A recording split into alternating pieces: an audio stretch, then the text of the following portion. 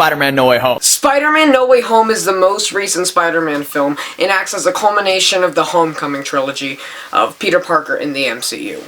I'm going to be separating this into two pieces. This is probably going to possibly a 40-minute spoiler review, which is going to come out after Christmas. Then I'm going to have the spoiler review be a part of my franchise review I'm doing for Spider-Man. But I'm going to have a spoiler-free review right now of Spider-Man No Way Home. So I have a bunch of bullet points on my phone right here. I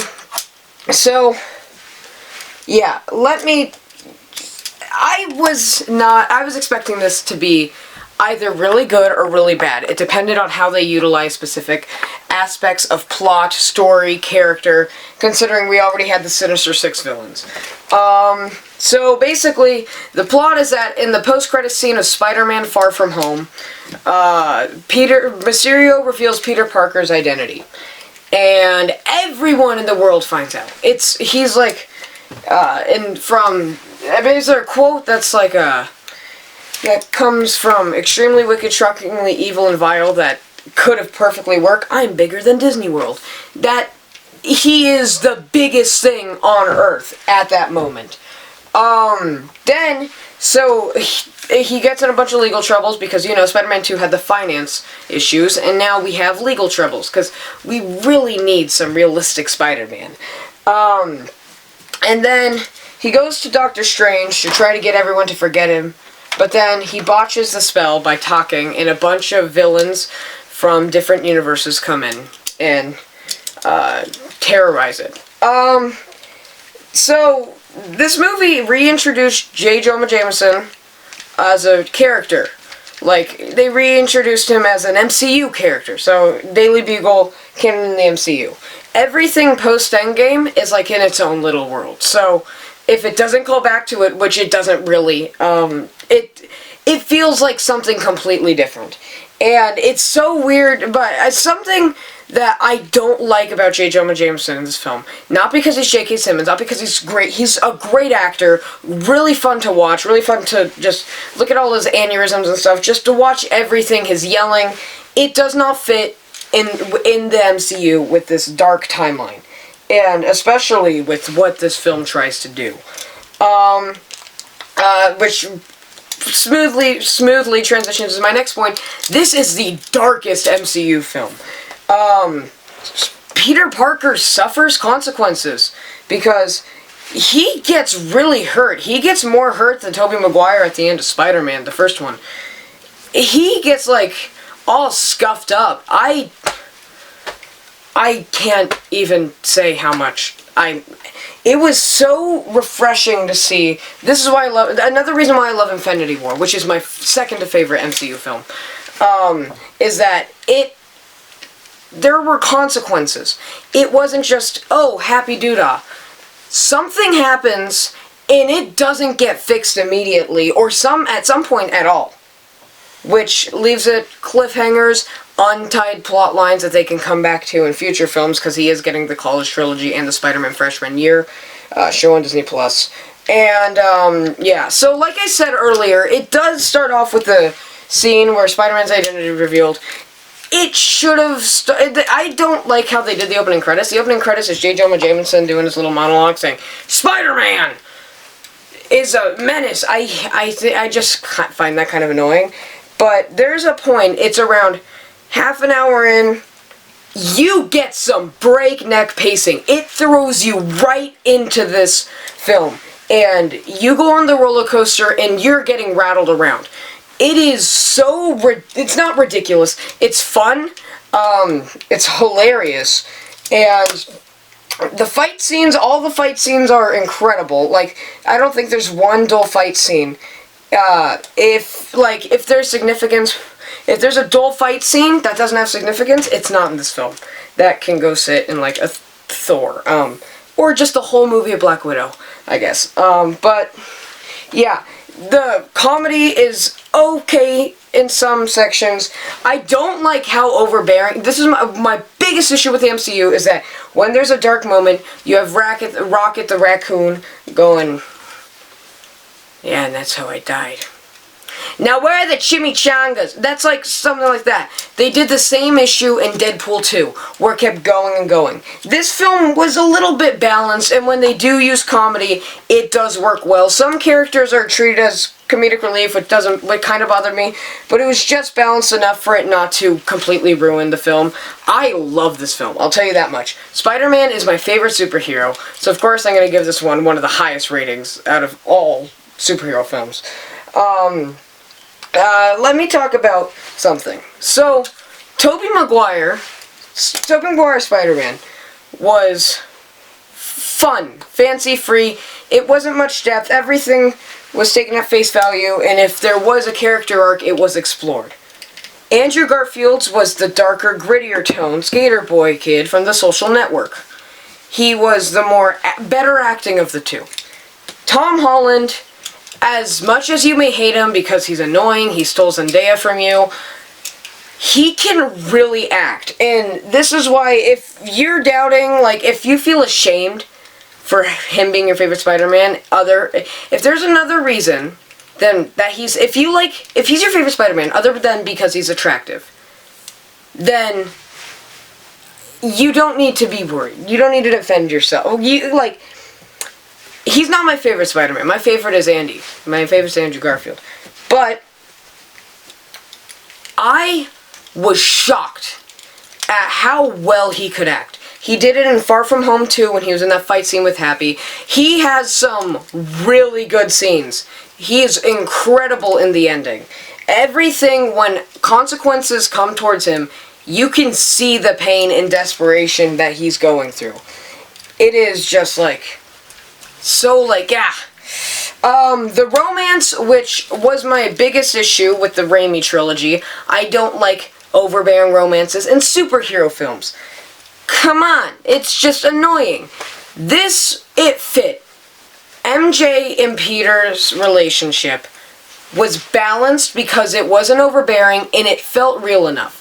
It felt like it could actually happen, and this is what would happen during that. It's not even a war, it's just 1-on-6. Let's see. The Sinister Six. This was the most promoted thing. Everything had the Doc Ock on the bridge scene.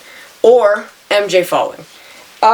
So, this one, you have Lizard, Willem Dafoe, as Green Goblin. I love Willem Dafoe. Doc Ock. I also love Doc Ock. Jamie Foxx as Electro, who definitely, I have some issues with him, and Sandman. Let me start off with my issues. Sandman and Lizard are luckily sidelined, and they are the least interesting characters out of them all. And they poke fun at Lizard's plan, and I absolutely love that. Everything that was referenced in past movies is made fun of in the most respectful way, I guess, if I had to put it in a specific term. Okay. Willem Dafoe is definitely my favorite actor. He's adorable. He does this Harvey Two-Face type thing where he's like completely two different people, which is the Green Goblin's character. But it's just the way he does it. He does this malformation, or that's not a word, this formation of two different things, and then there's a bunch of twists and turns and stuff. Doc Ock, I do like how they treat him in this film. If if there was a character arc that was in the first one, it is completed, added on to, or justified. This one, you almost get pissed off that everything that happened in Spider-Man 2 means nothing. But then they save it. I'm not going to tell you how. But if this is spoiler-free, they save that issue. Jamie Foxx, I do not like this character because of the inconsistency. Jamie Foxx's character, Max Dillon, in The Amazing Spider-Man 2, is this weird, wacky Riddler type from Batman Forever, I think. I'm not sure. He's this obsessed with Spider-Man. Spider-Man's my best friend. Come on. They made him to Django, I guess. They made him to where his mental instability created at least some form of interesting pieces, but Yeah, they also explore how each of them got there. Sandman... So this film has some of the greatest MCU cinematography ever. All the Spider-Man films have great cinematography. If I had to choose a franchise out of excluding Russo Brothers films, if I had to choose a franchise out of all the MCU, I'd choose Spider-Man in best terms of cinematography, music, because the Russo Brothers films are like the toppity-top of the MCU. This film managed to hike its way up there. Cinematography, it has there has this really good one take near the beginning. And that's when he's shutting all the windows because people are like surrounding his house and stuff. And it is really smooth. The editing is really good. It does that weird explosion shot where it's like GoPro and it's facing down. It's like super distorted or just not as high quality. But almost every shot in this film is gorgeous. Like, the framing has some Damien Chazelle type framing where, like, lizards on this side. Yeah. And also, fan theories, wrong. Yeah, so, but the cinematography, absolutely gorgeous. The music, the final battle music is incredible. The last spell music is incredible. This score is gorgeous. I can't explain it. Just listen to, like, the background music. Because, like, don't just ignore it. It is there to emotionally impact you, and it does work. I did laugh. I did cry. I did woo! You know, the type of people at the theater. Spider-Man No Way Home! But yeah, Doctor Strange is in this movie. Doctor Strange used to be my favorite superhero when Far From Home came out, because I did not like Far From Home. But, he was my favorite superhero. I just thought he was really cool, because it's Doctor Strange. He has, like, time travel powers and stuff, so it's cool. But, Doctor Strange... he does some stuff, like, also, let's Scooby-Doo this crap. The line is, let's Scooby-Doo this. The line in the actual film is, let's Scooby-Doo this shrimp, the shift. They swear, like, sometimes in trailers they have to switch stuff and it sounds cringy and just But when you hear it, like, sometimes swear words adds more impact or just makes it sound more well-rounded. This is the case. Doctor Strange, he gets wiped out. There's this one really cool battle between Spider-Man and Doctor Strange. And it's about 40 minutes in, and it's all over the preview, so it's not that big of a spoiler. But he gets, like, Doctor Strange is absent for most of the film. It's Spider-Man with Doctor Strange's powers, and I absolutely love that. Let's see. That's as far as I can go for the non-spoiler review, because this is where the spoilers start coming in. So, yeah, if you don't know my rating system, a golden ticket is an 8 out of 10 to a 9 out of 10. A trophy is a 9.5 out of 10 to a 10 out of 10. Thank you guys so much for watching. Wait.